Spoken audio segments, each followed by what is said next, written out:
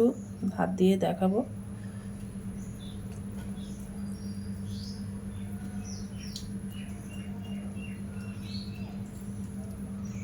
দেখো কত সুন্দর হয়ে গেছে।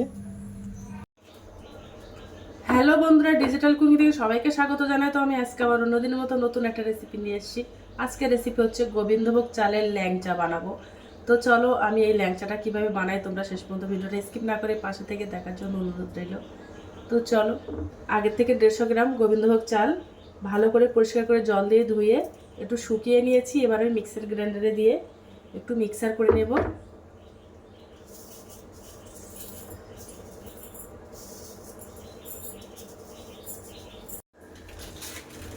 তো দেখো চালটা গুঁড়ো করে নিয়েছি ভালো করে, একদম মিহি করে। এবার একটা প্লেটে ঢেলে নেব।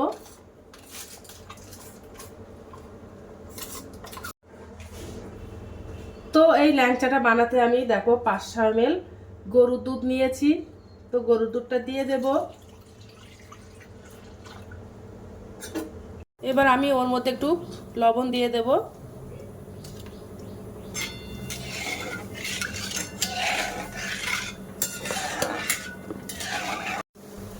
আর দুধটা ফুটে গেছে, যে চাল গুঁড়ো করে রেখেছিলাম চালটা দিয়ে দেব। দিয়ে একটু ভালো করে নেড়ে দেব যেন দলা না পেকে যায়। আর উনানের আঁচটা একদম মিডিয়াম করে দেব।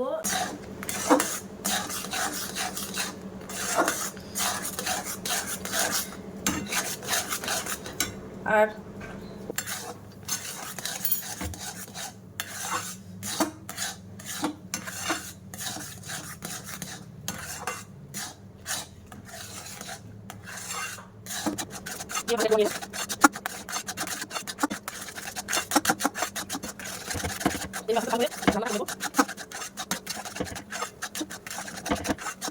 তো দেখো ডোটা বানানো কমপ্লিট হয়ে গেছে। এবার আমি গ্যাসটা অফ করে দেব।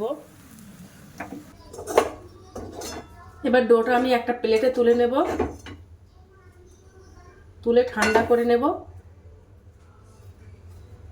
দেখো ডোটা ঠান্ডা হয়ে গেছে। এবার আমি 1/2 চামচ মতো বেকিং পাউডার দিয়ে দেব।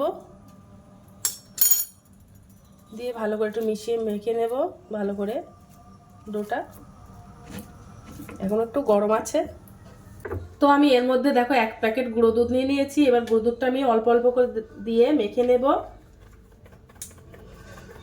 আর এই গুঁড়ো দুধটা দিলে কিন্তু এই মিষ্টিটা খেতে আরো সুন্দর লাগে, তার জন্য গুঁড়ো দুধটা দিয়ে দিলাম। দিয়ে ভালো করে মেখে নেব। আর বাদ বাকি যে দুধটা আছে ওটাও দিয়ে দেব।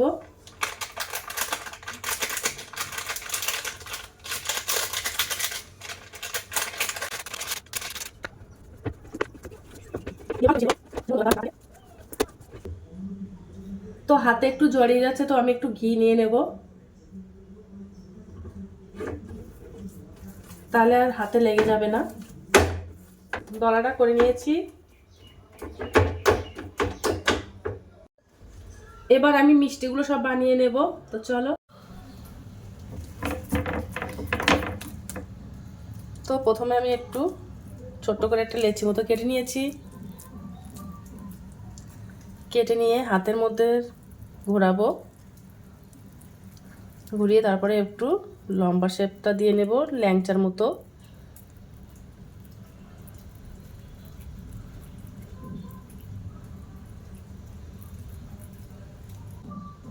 তো দেখো এইভাবে আমি বানিয়ে নেব। তো দিয়ে হাত দিয়ে নেব, নিয়ে ভালো করে লম্বা শেপটা দিব, যেমন ল্যাংচা দেব একটু লম্বা দেব।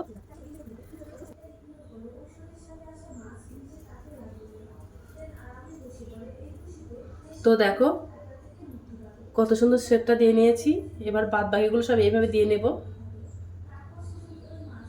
তো দেখো মিষ্টিগুলো সব বানানো কমপ্লিট হয়ে গেছে। এবার আমি ভাজা করে নেবো মিষ্টিগুলো। উনানে একটা কড়াই দিয়ে দিয়েছি। এবার ওর মধ্যে আমি একটু তেল দিয়ে দেব। তো তেল গরম হয়ে গেছে। এবার আমি ল্যাংচাগুলো ভেজে নেব। তো একটা করে তেলে দিয়ে দেব।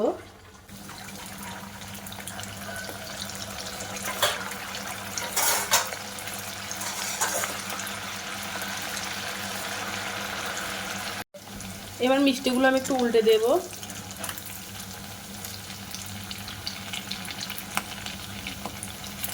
মিষ্টিগুলো ভাজা করা হয়ে গেছে, এবার আমি তুলে নেব। দেখছো একদম লাল লাল করে ভাজা করে নিয়েছি।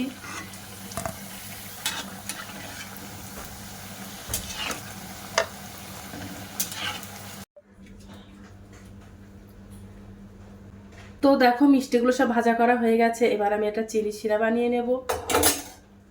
তো দেখো হাফ বাটির বেশি চিনি নিয়ে নিয়েছি, এবার কড়াইতে দিয়ে দেব। আর হাফ বাটির তো জলটা দিয়ে দেব। এবার চিনিটা একটু গলিয়ে নেব।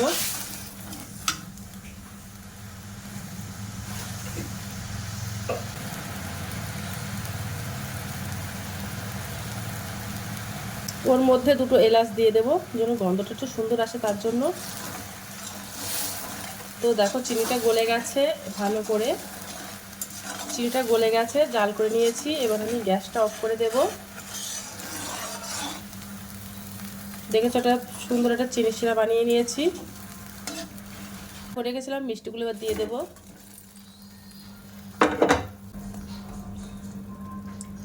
দিয়ে এবার 30 মিনিটের জন্য ভিজিয়ে রাখবো।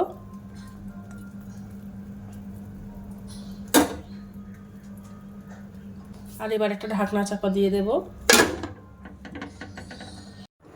তো দেখো মিষ্টিগুলো কত সুন্দর ভিজে গেছে।